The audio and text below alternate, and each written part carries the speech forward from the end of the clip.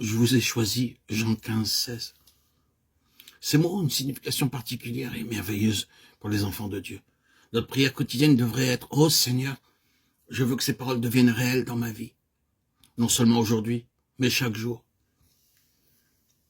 Si véritablement nous avons été choisis par Dieu, alors quelle que soit notre difficulté ou notre problème, Dieu apportera une solution.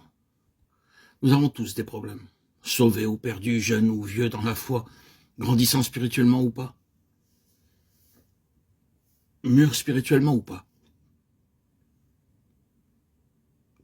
Nous continuerons tous à en avoir jusqu'à notre dernier jour sur la terre.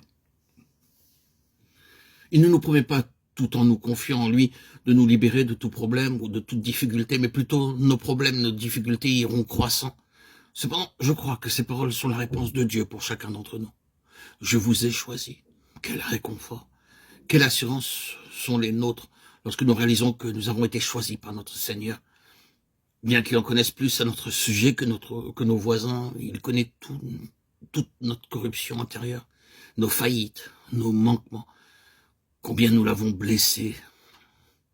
Cependant, il déclare que ces paroles sont pour nous, qui avons été rachetés, purifiés et lavés par son sang. Je vous ai choisi du milieu du monde. Jean 15, 19.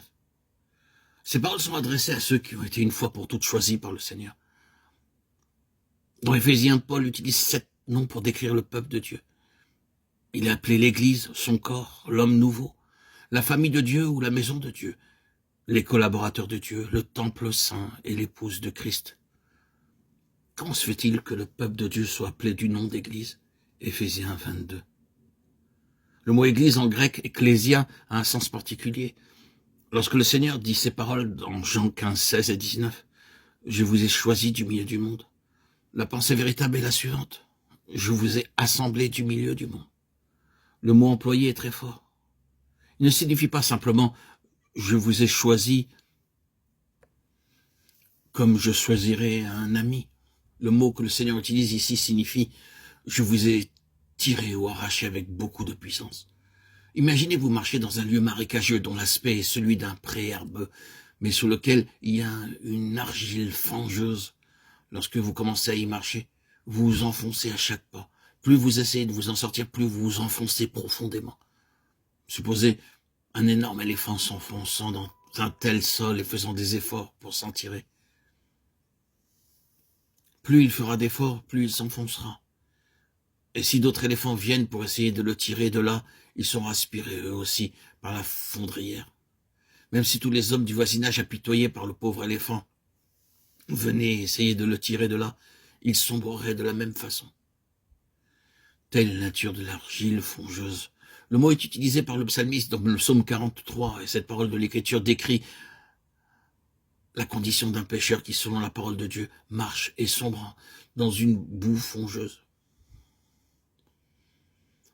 Et il y a un moment dans la vie de chaque homme où il se sent attristé par sa vie pécheresse. Cela peut être dans la jeunesse, dans l'âge mûr ou dans un âge avancé. Il décrète « À partir de demain, j'essaierai de toutes mes forces de changer. Je suis décidé à mener une vie meilleure. » Mais hélas, il devient pire. Et plus, il essaie pire, il devient parce que la nature humaine est ainsi faite. Plus l'essai est pire, cela empire. Même s'il va vers d'autres et leur demande de l'aide afin de devenir meilleur, il constatera que eux aussi faiblissent et ils s'enfonceront ensemble de plus en plus dans le bourbier fangeux. Aucun effort humain ne pourra les en retirer. Seul le Seigneur Jésus-Christ a le pouvoir de retirer les hommes du bourbier fangeux du péché, et il vint sur cette terre pour le faire.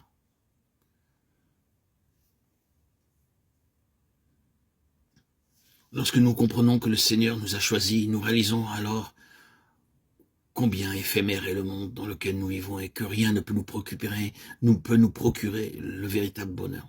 Les choses du monde nous apparaîtront comme un bourbier fangeux dans lequel nous ne pouvons que nous enfoncer de plus en plus. Le Seigneur Jésus-Christ a dit « Je vous ai choisi hors du monde ». Il est venu nous délivrer de l'attraction des choses terrestres dans le but de nous donner des richesses éternelles.